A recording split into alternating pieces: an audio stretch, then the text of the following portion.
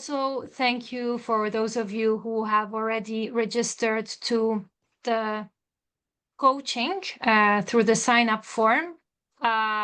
We'll post again the link for those of you who haven't signed up yet and would like to do it. We will also share the link in the email afterwards, so you'll also have the time to do it later if needed. Okay, so, and welcome, Valerie. Nice to see you. And over to you, Ben. Thank you, Alexander, and good afternoon, good morning. As you say, a nice, tight, small, intimate, romantic group. It's nice. It's fun with large groups and with small groups. So let's get going. I think I think everybody has been on at least part of this so far. All right, Yes. so it's good. We're not starting from scratch. No. But what I'm planning to do here today is that. So this was what we did. Module 1, we looked at the framework, but in quite a superficial way, right? And we talked a lot about how our brains make sense of the world. Module 2, we talked about internal state. And module 3, today, we're going to be looking at more how we're going to be digging a bit deeper into the framework. And at least in the second part of today, we're actually going to be talking more about how we can actually use it, and with some practical examples, hopefully driven by you, we can work through how it works. Right? As usual, just jump in if there's any comments or questions or anything. So what we're going to be doing is doing a recap of modules 1 or 2. And then, as I say, probably just in the second half of today, we're going to be looking at how we can use the framework sort of for ourselves, trying to think things through ourselves. And then we'll move on to how we can use the framework with others. Sound like a plan, hopefully? And I'm going to go into not just a 2-minute recap. I'm going to go through probably a 10-minute recap, possibly even a little bit longer, of module 1 and 2, because I think we covered quite a lot. And this was 2 weeks ago, some of it, and it's, we've all been doing other things since then. And I think that will help them with how we use it practically again. Okay, so just jump in if it's not making any sense, comments, questions, etc. Okay. So remember, this is the framing. We didn't just jump into the framework. The framework is located within something. That living organisms pursue biological goals, right? Whether it's a single-celled organism or a palm tree. And they do this by acting on the external environment and maintaining the internal environment. In other words, this is like basic process of all living creatures. This is based in nature. This isn't a cognitive thing. This is not this is how animals should live. This is a descriptive thing of a basic process in nature. Right? In other words, agents, things, aspire to certain things, biological goals, and they do this by adapting to their environment, right? And that's in evolution, that's behavior and anatomy. So we've got these 3 things. So what I'm saying is the agents aspiring and adapting is a basic process of nature. It's not something separate, right? It's not trying to be some clever framework. Humans come along and bugger it all up, right? With cognitive goals. All of a sudden, this isn't just this is not just a natural process of evolution and adaptive behavior and anatomy, but all of a sudden we've got plans, right? And self-directed goals. But we're still working according to the basic processes of nature. And many of you might be familiar with homeostasis and allostasis, right? With homeostasis, nature, it's basically this idea that it's the fundamental way that our bodies work. Remember, we have to maintain internal situations and external, which is that we have to operate within certain parameters. So our temperature, body temperature, can't be too low or too high. Our pH level, our blood sugar level, right? It has to exist within viable boundaries. And like a thermometer on a radiator, right, our bodies automatically adjust to keep us within this process. This is a big issue. Huh? I don't know if any of you know about this. And I think Mathieu, I think you said you were biology into biology. And for those of you who are biologists, obviously this homeostasis is key, right? So, for example, a natural physical need is to cool down. In nature, horses, humans can sweat, or things can jump into the water to cool down. But humans, with their cognition and planning, can install air conditioning, right? But it's still the same basic thing, and it's still based around actually identifying basic needs or responding to basic needs. Relationships, right? You have guerrilla groups which will groom each other as a way of kind of like bonding. And in many societies, you have online dating, right? They might seem kind of like completely unrelated, but actually they're just kind of like levels of the different levels of the same thing. So I'm saying that this here, this cognitive goals, is basically this. All right. So what we've got here is we've got this framework, in a sense, is nothing more or nothing less than the layering on of cognitive processes onto the natural way that we exist. It's not separate. It's not just a theoretical philosophical framework. It's a layering it on of all of the cognitive thing. So agency, whereas for a lion, an agency is the ability to move the body to jump onto the goat to eat the goat. Right? That's an example of agency, right? It can choose its bodily movements. But for us, we talk about our sense of capacity, our beliefs, our narratives, our beliefs as to what we think we can and can't do. Okay, but it's not separate. Make sense so far? So far, I mean, there aren't many cameras on. I understand that people have other things to do, and it's tough. And the only reason I talk about the cameras is not to be a bully or anything like that. It's just that when you're talking, it's just so much more easier to get sort of like feedback, right? In the sense that there are people, Ivan, thank you very much, right? That there are actually people there, but it's fine. I understand people also have other things to do, yeah.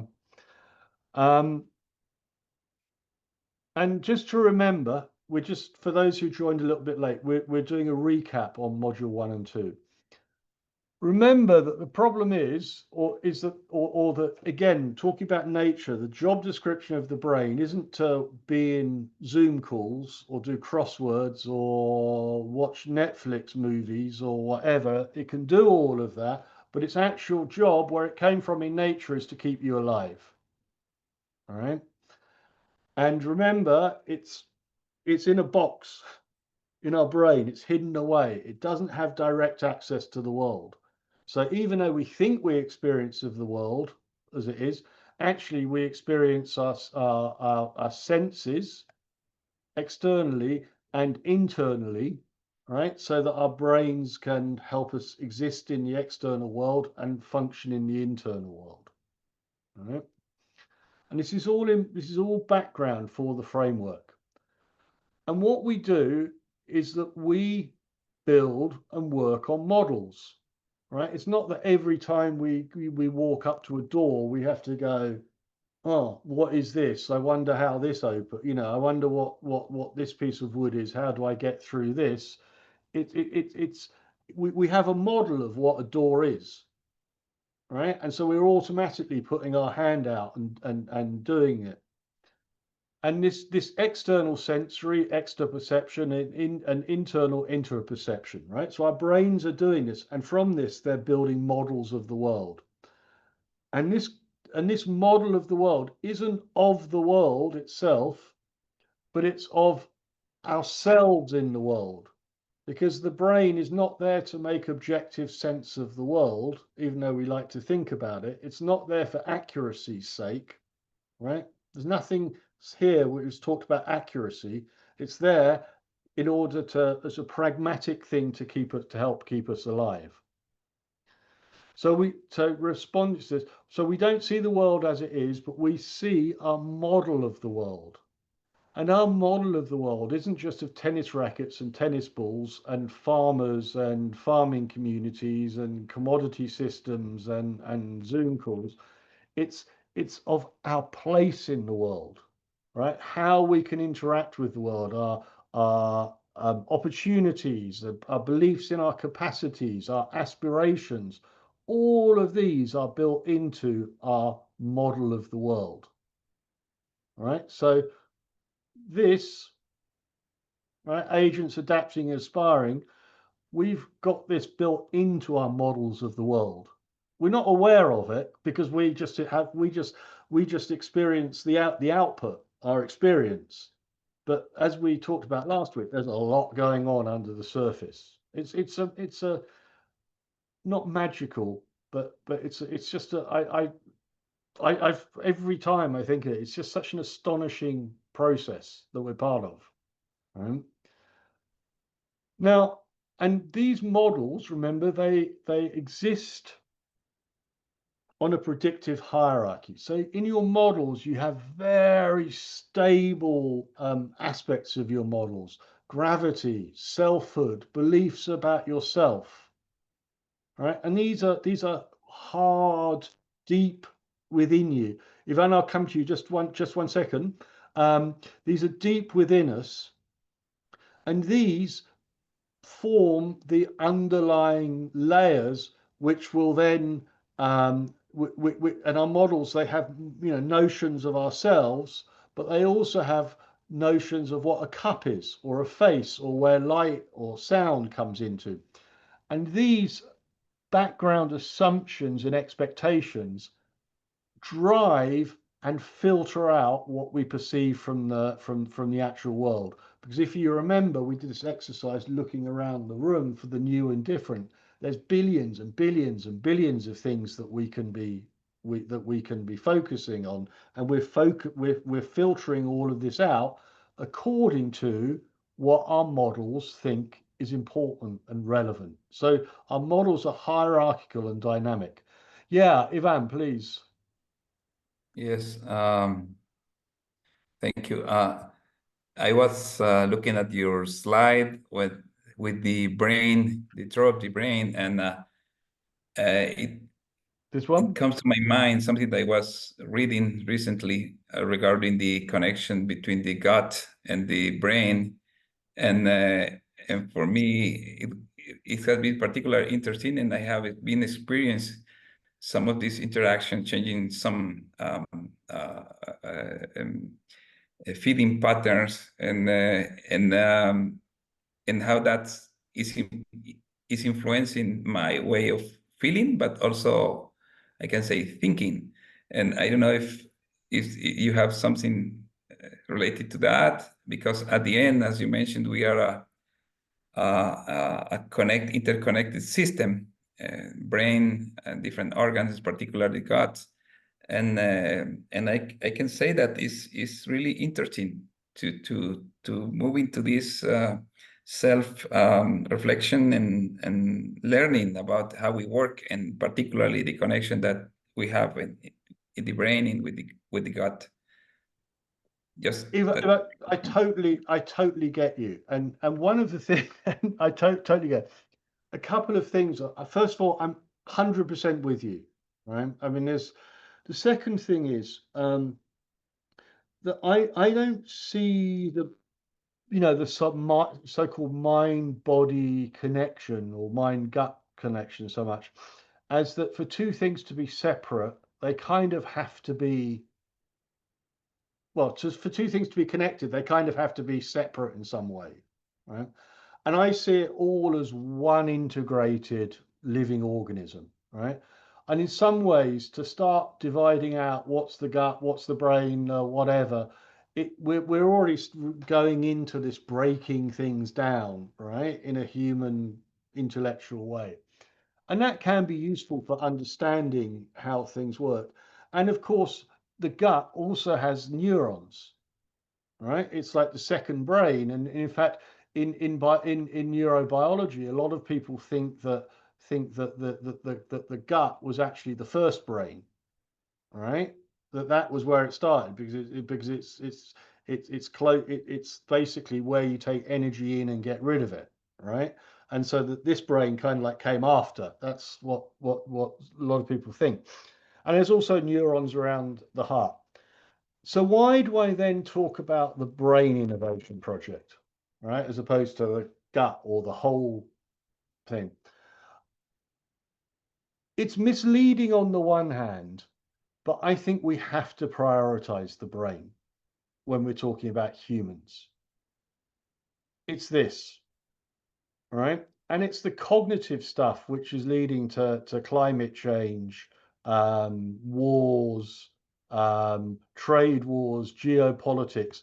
It's not this stuff, right? It is in a sense our brains, right? And I think, and while I agree with the whole notion of we're all holistic beings and integrated and all of this stuff, we can't separate it out. I get all of that, and I totally agree with it. I also think that that approach does miss something, because I think that when we want to understand our human behavior, as opposed to the behavior of a cow, I think we do have to be honest and talk about, yeah, we are different, not so much physiologically, but with our brains, because we can do maths, we can send things to the moon and whatever. And so it's not the brain as a computer. It's an awful analogy, right?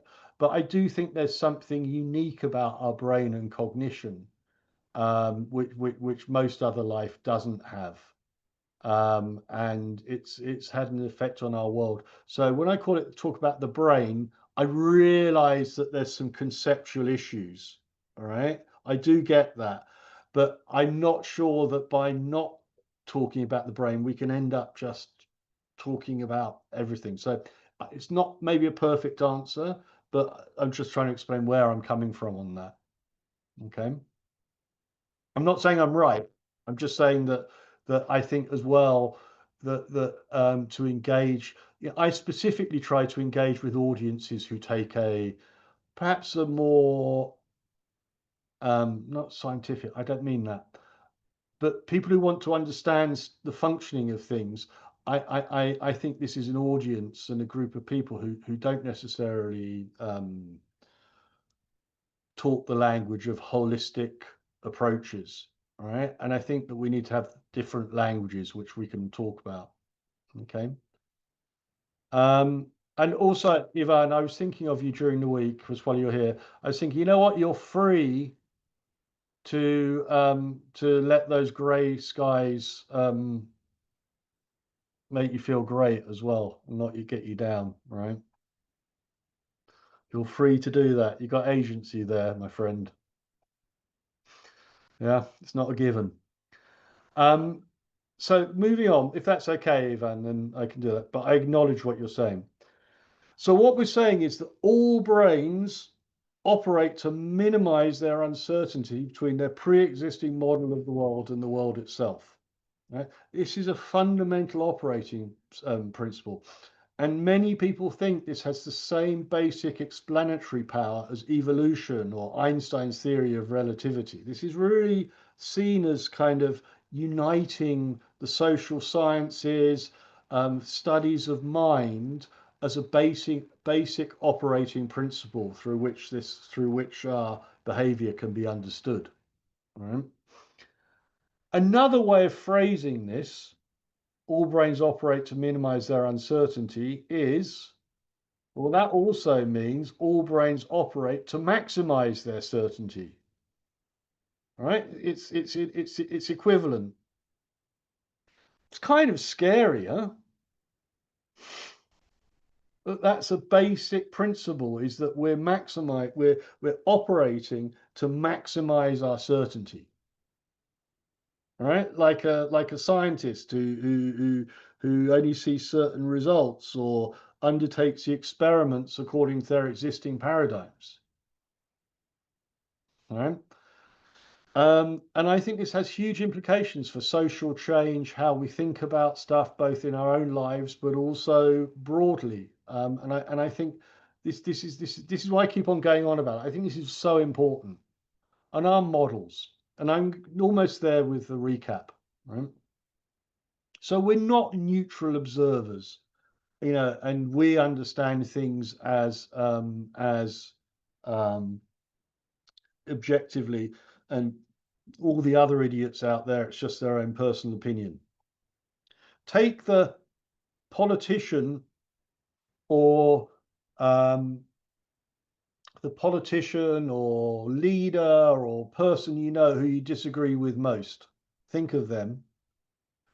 That's their model, right? They're seeking evidence for their model, just as you are, right? And what it's saying is there's no such thing as bad or maladaptive behavior. All there is maladaptive models, because all your behavior comes out of the models, all right?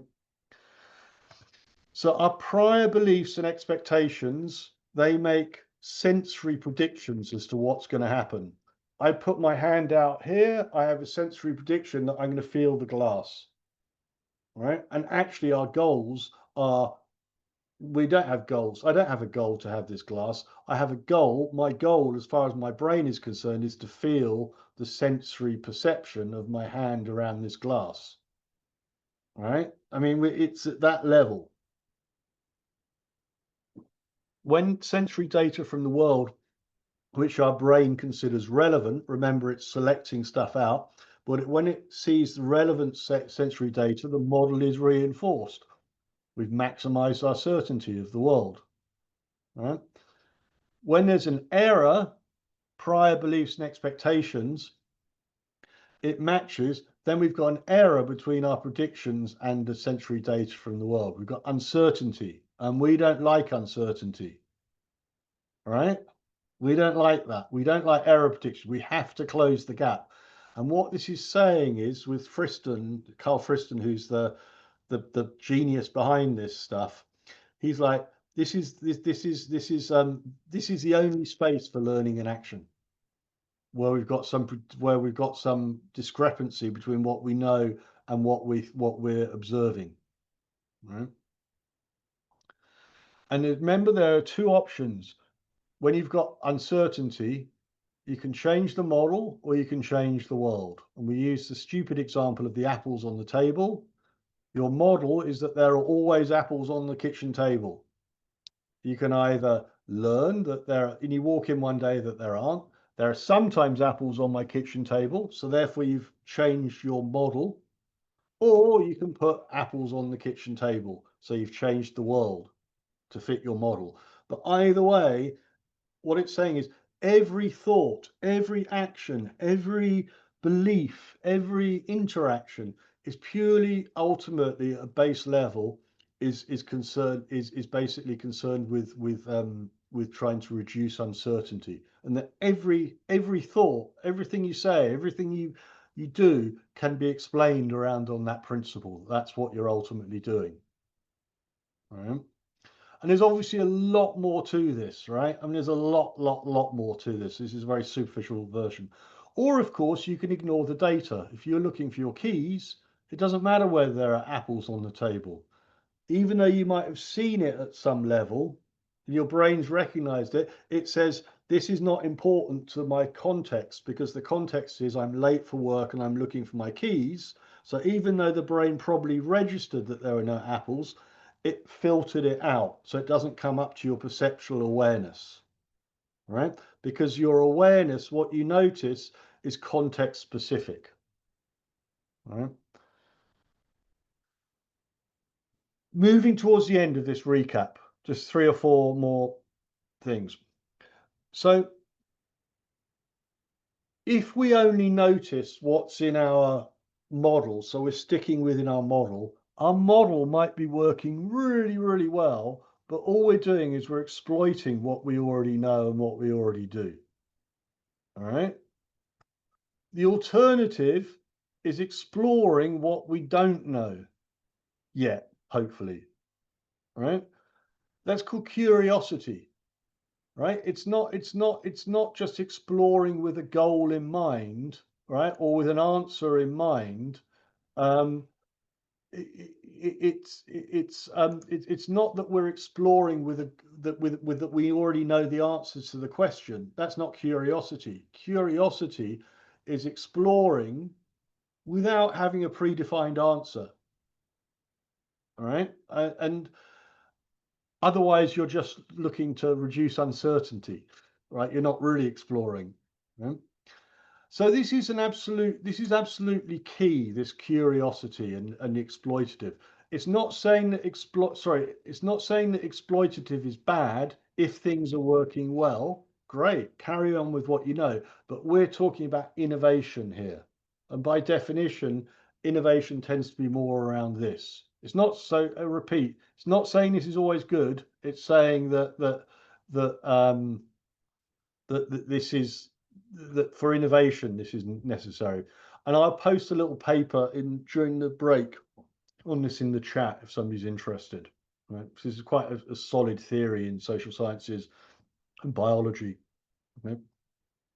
So, like with the keys, our brains are constantly asking, is this information of all of the things that I'm scanning in my environment, what is relevant for this information, for this task in this context? In other words, when it was looking for the keys, the fact that there were not apples on the table wasn't relevant to what the brain was focusing on. So it ignores it, it filters it out. So what we notice is relevant to what the context that we're giving to things.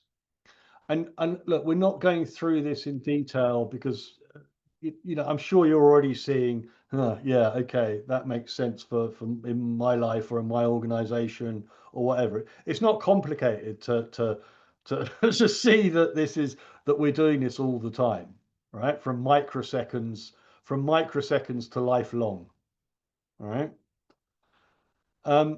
And uncertainty, we need to reduce it.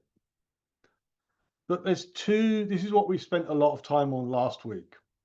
But our response to uncertainty, and I'm not saying uncertainty is always a good thing, and we don't want the uncertainty of war, right? We want some degree of bounded uncertainty, right? Which is not overwhelming. But our general response to uncertainty is going to be determined by our internal state. If we're in a state of stress and fear and worry, uncertainty, we're going to close in on our models. We're not going to look for what's new and different.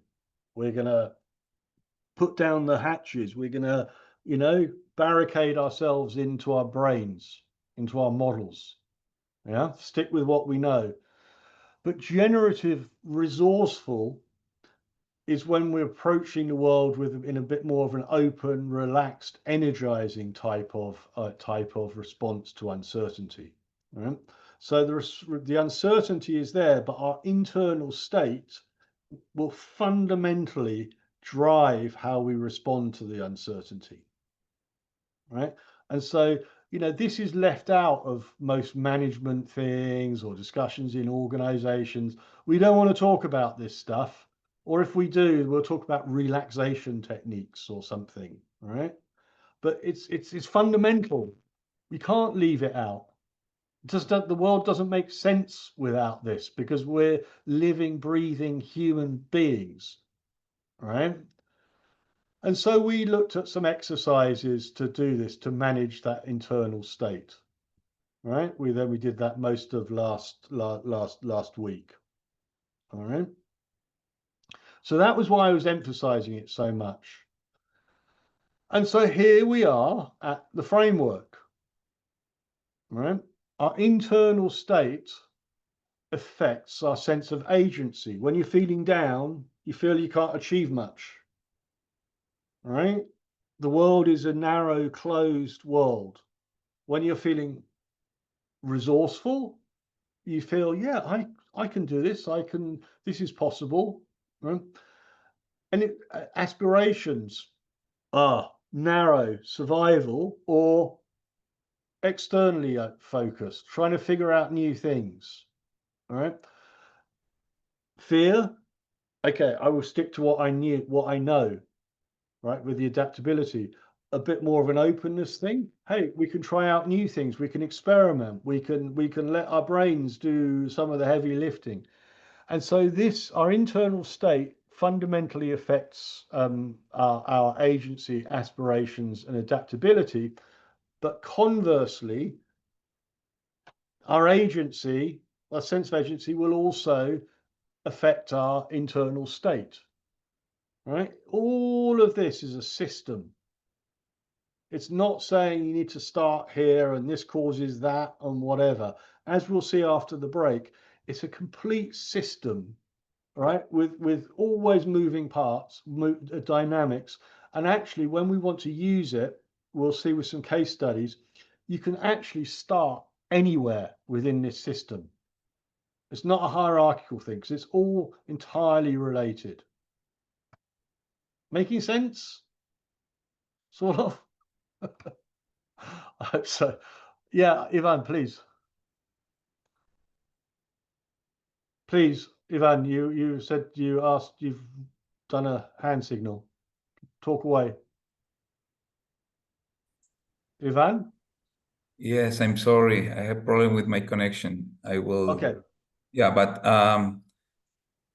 in the previous slide, when you were talking about the explorative and the explorative model, sometimes what happened with me is that probably I start with a stressful situation because I need to, I have a challenge in terms of exploration of new findings, solutions, etc. And I'm sure that what I already know is not enough. And when I get exposed to this world of solutions from the curiosity of others that have had the ability to make available the knowledge, their lesson learned. So in the first stage, I get a feeling of satisfaction because I can adapt some of these finding and develop my own thinking. But then I move into another level of stress. I mean, in terms of thinking that probably the reality that I was thinking about, that I had in my mind, is more complex that I imagine in the first stage. So because of the new information that I have, and then I'm in front of a more complex situation, but the reality is the same. But in my brain is other monster.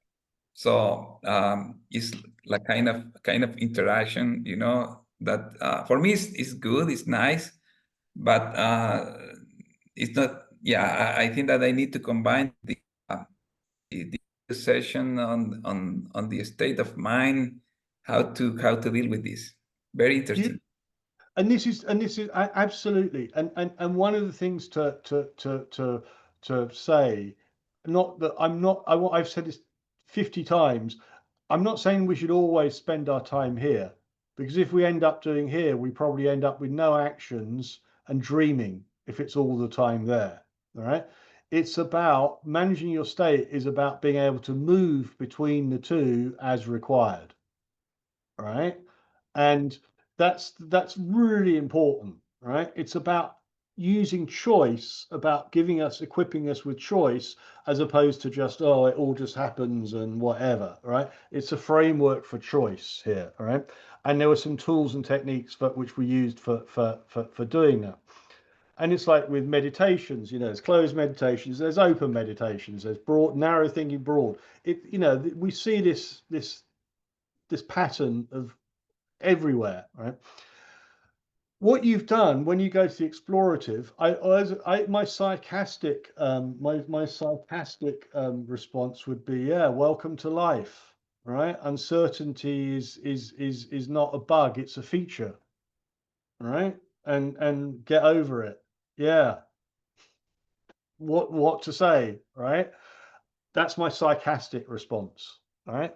My slightly more thoughtful response would be, yeah, you've created a prediction error, right, by opening yourself up to new knowledge, and as we know that this is where the space for learning and action occurs, and there comes a point, for example, in work where you have a deadline, where you have to stop and go, okay, I can't take new information at this stage. I need to go back to exploiting what I already know in a pragmatic way. But you're constantly, this is one of the things we all know in English. What's it called? What's it called? It's not a very nice phrase. The happy idiot. Right? It sounds worse than it is. But the notion of, yeah, if you don't think about anything, you don't have any uncertainty until the world changes, right? And so if you think about things, yeah, it can be stressful, and you create one error prediction, and then it just leads you on to another, which then leads you on to another. But I do think there's a massive thing here, Ivan. We'll come to this a bit in agency.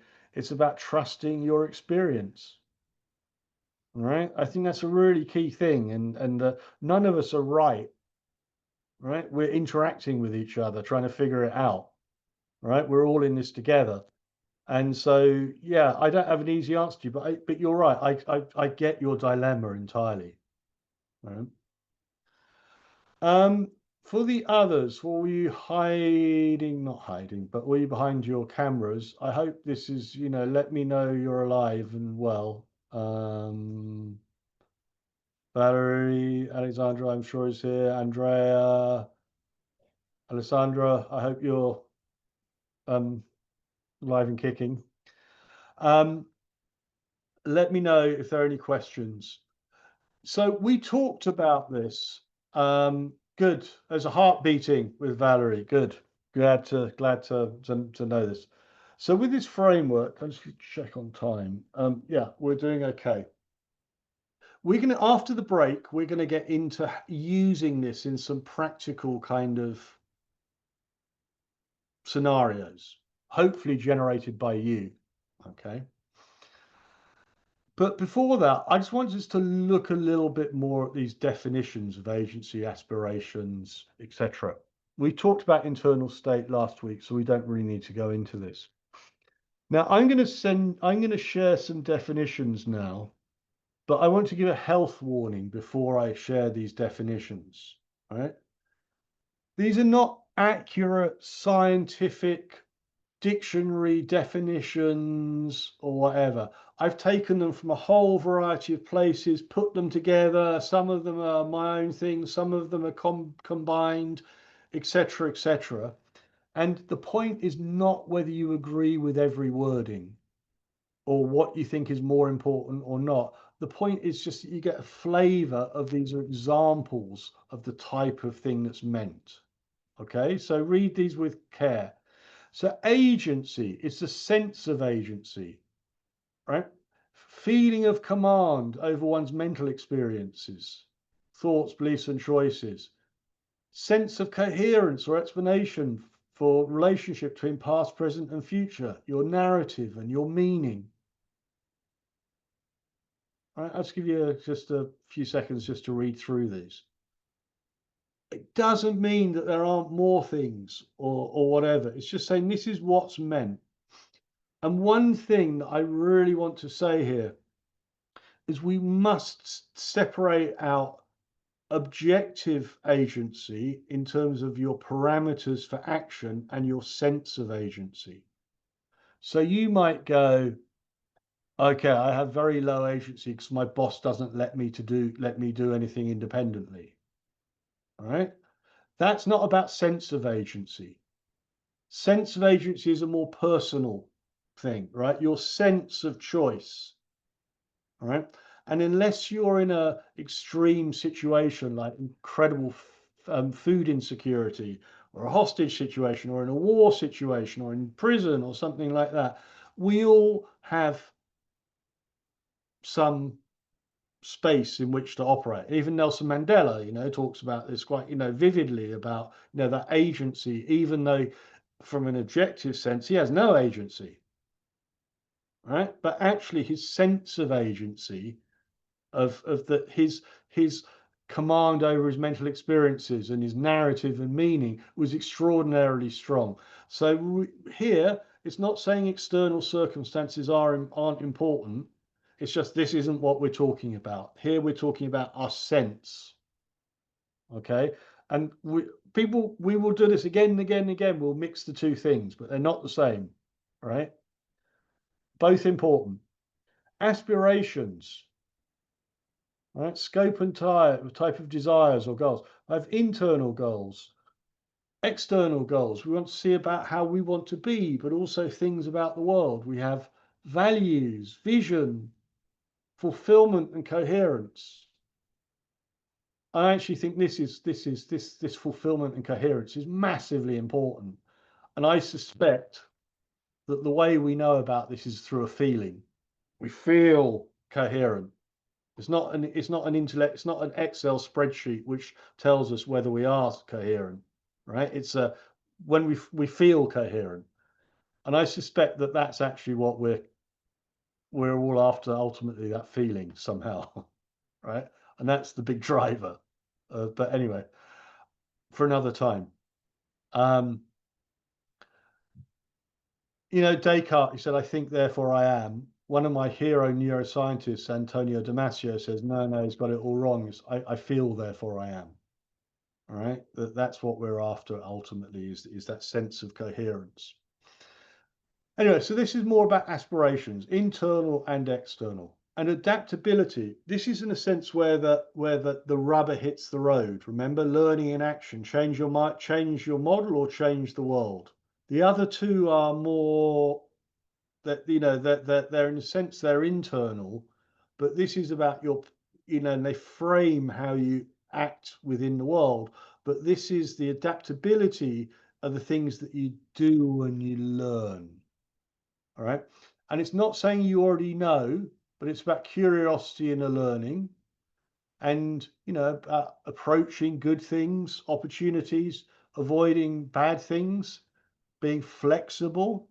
This is the key thing we're talking about with Ivan before about exploitative and explorative. It's not one or the other. It's about having the flexibility to be able to move between different things. Okay. And putting them together, this is what they look like. I want to emphasize again, this is not meant to be a comprehensive, scientifically validated list. It's about getting the flavor of it.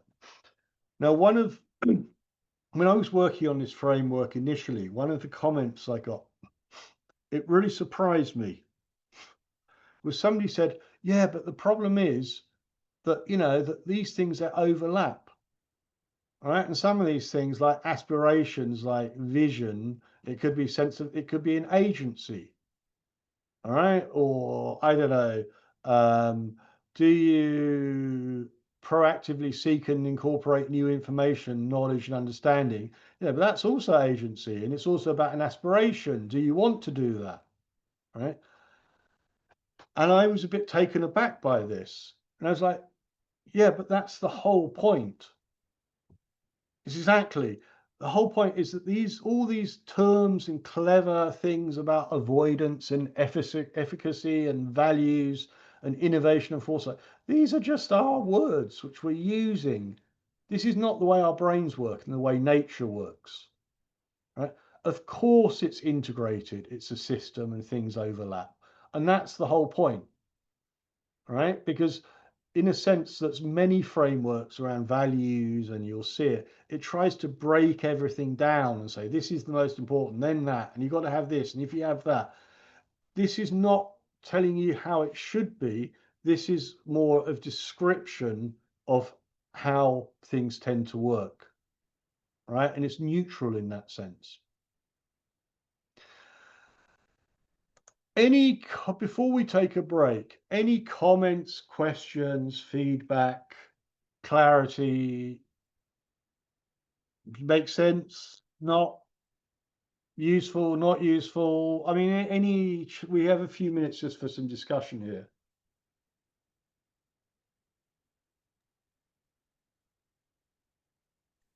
It For all makes me, sense. Thank you. No questions? No, I think I'm just reflecting on the word agency a little bit more and thinking about what that means to me. Oh, good.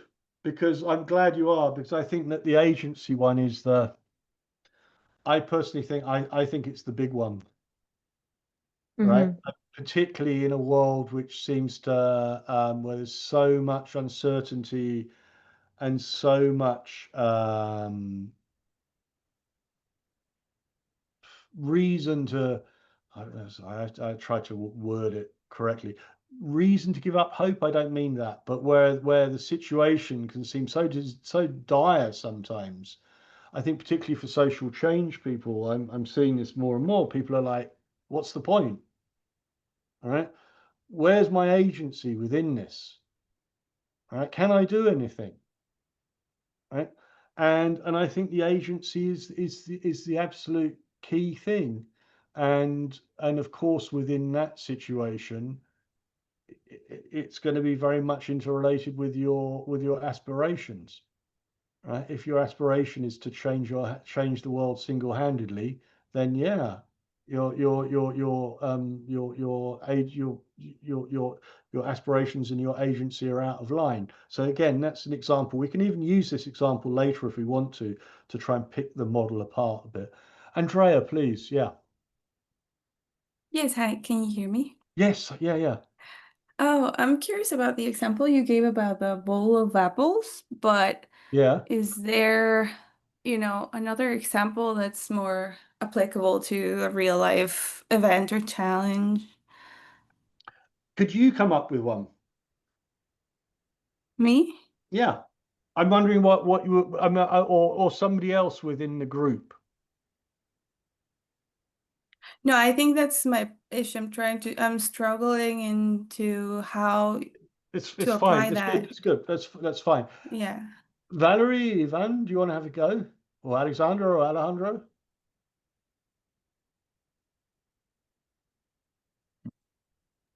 Or like to me, for example, something I think of is when you talk about the bowl of the apples not being there. To me, it's sort of like a comparable thing to, when you live with a loved one and suddenly they pass or something that they're not there. It's changing. I don't know. That's probably very extreme, but No, it's not, and I'm not, and I can try and think about that bit and come back to that example. But let's say you have a politician who's elected who you strongly disagree with, right?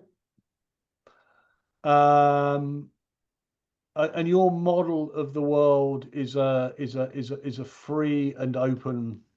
It's a free and open model, right? And you have and the situation around you in society is completely against that, right? It's taken a turn, and it's it seems like you think your expectation is the world is free and open, right? But all of a sudden you're noticing that it's not free and opening because the environment has changed. All right. You've then got some uncertainty between your model and the world, right? So far, you with me, Andrea? yes. Okay. Yes. So you've got a choice. You can either update your model and go, I was wrong about the world. All right. And so you update your behavior and your beliefs to fit the world. You're learning, not maybe in a good way. Or you're like, I'm going to take action. I'm going to get involved. Right? You're trying to change the world to fit your model. Right? So you can either accept the change in political circumstances and you kind of agree with it, or you can try and change the world to fit your model. And these aren't all instant things. This is a process which can play out over a lifetime. Right? I mean, it's not just immediate things. But essentially, there's only two ways that if you've got that uncertainty, you have to close the gap, either by bringing the situation closer to your model, which you're doing to acting to change the world, or the other way around. And the other way is if you could change the situation to fit your model, or Well, yeah, changing your model to fit the well, situation, yeah, right? exactly. You change your model to fit the situation, which is called learning, right? Or you change the situation to fit your model, which is acting. Okay, yeah, understood. If you're struggling with it, it's totally fine. It's not intuitive, huh? I mean, once you think about it, it's like it is, but it's not. It's not. It's one. I think a lot of this stuff. It takes quite a lot of reflecting on over time. It's not just kind of like, oh, it comes in, yeah. But there are essentially those two options. And let me give you another example of an extreme example of how we have to close the gap. There was a study done where they got these students in the US to argue in favor of higher student fees. Okay, it was in this test. So in other words, what they'd done is they'd created uncertainty, they'd created a gap, they'd created dissonance between their situation. Obviously, it wasn't in their interest to have higher fees, and what they were saying. Right, there was a gap, there was uncertainty had been created. While they were doing this, there were these people who were measuring heartbeat and sweat on the skin, right? When they were basically, these people were saying something and arguing against their own interests. And researchers, they could see that actually heartbeat was going up and people were sweating more. They didn't realize they were, but it was monitored quite clearly when people they had this uncertainty. It was felt in the body. Critically, at the end of that, and students were not aware of this, right? That their heartbeat had changed. At the end of this study,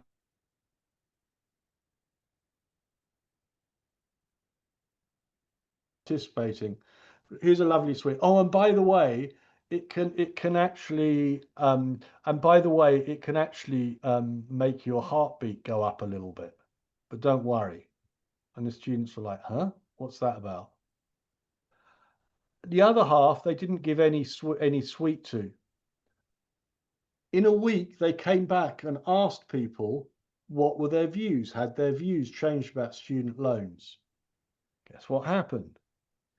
The people who had not got the sweet, so they had no explanation for their subconscious brain, however you want to call it, for their heart beating faster, they said they actually updated their model to fit their arguments. They changed their mind. But the ones who had had an explanation because they'd been given a sweet didn't change their mind. Right? So this closing the uncertainty gap, it's a very, very, very deep thing at all levels within us.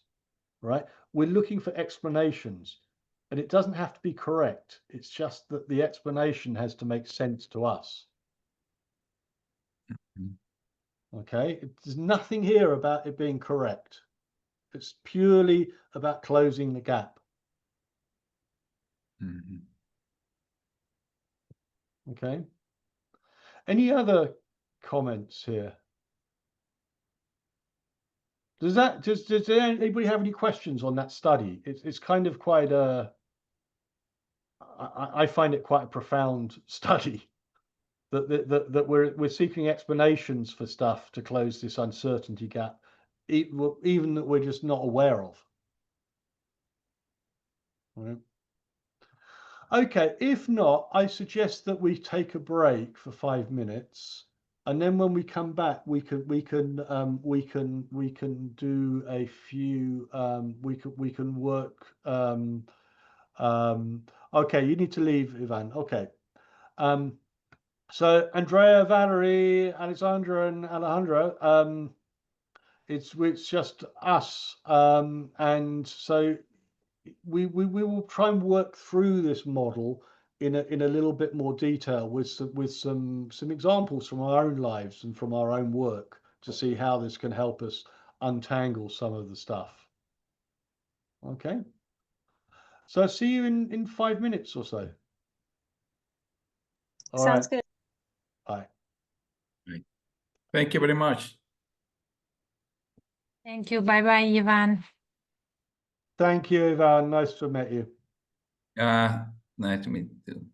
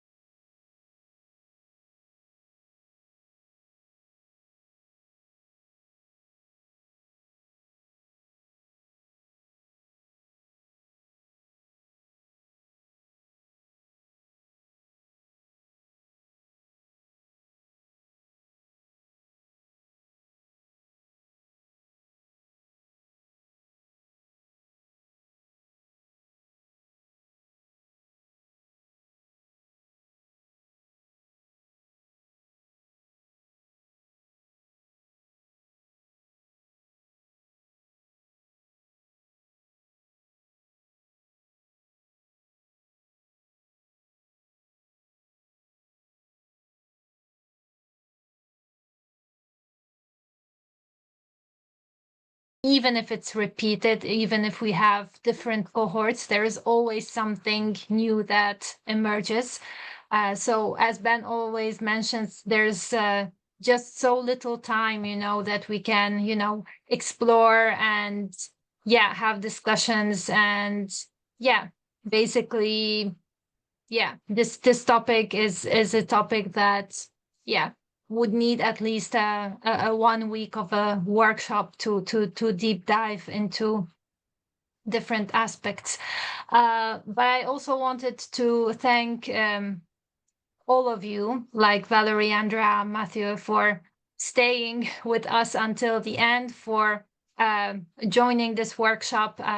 We always try, to balance. We know that it's not easy for colleagues to join events, especially if it's more than one session. Usually we hear that it's too much of a commitment. It's not easy to find the time. So thank you for joining us, because I'm also mindful that you've participated in at least 2 or if not 3 sessions. And Valerie, you've been also part of the previous workshops that were held back in March.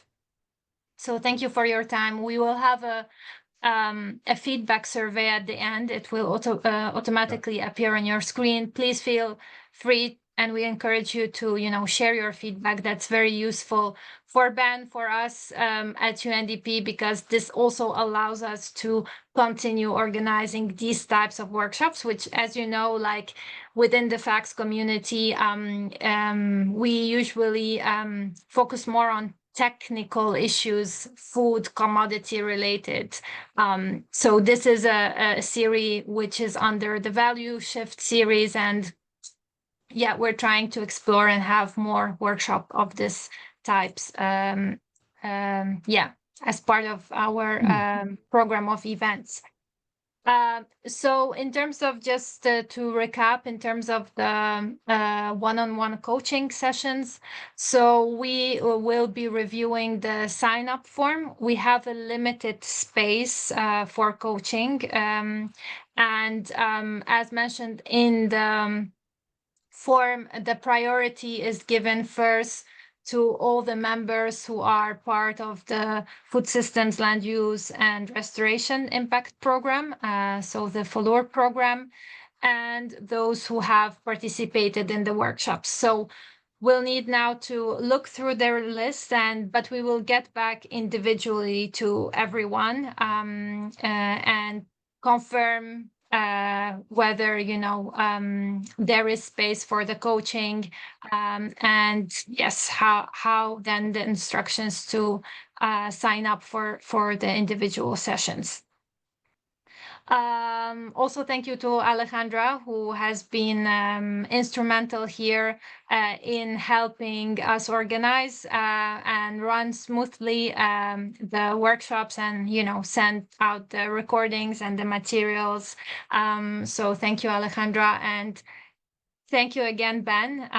It's been a pleasure as always. And yes, hope to see all of you as part of the FACS community in other events that we're planning for this year. And have a great rest of your day. Can I just add one very brief thing? Thanks you so much, Alessandra and Alejandra, for organizing this. As usual, you've been a pleasure to work with.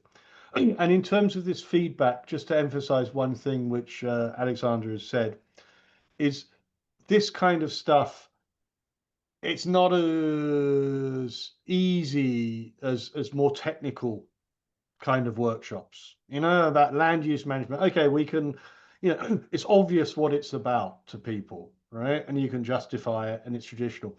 And and this kind of workshop, you have to be honest with whether it's helpful or not and useful, because it's not necessarily obvious to everybody. And the only way that people will know is if people give feedback, right? And so your feedback, I think it really, as well as feedback for us learning, it's also, all of this comes from donor money, right? This is taxpayers' money, one way in somewhere in the world, and we all need to be kind of very conscious of our use of resources, particularly at the moment. And so the only way people are going to know whether they find it, whether it's valuable or not, is if you tell them. I mean, the people won't be able to mind read your reactions, positive or negative, right? Be just honesty, Anyway, thank you. Thank you, everyone. Bye-bye. Bye.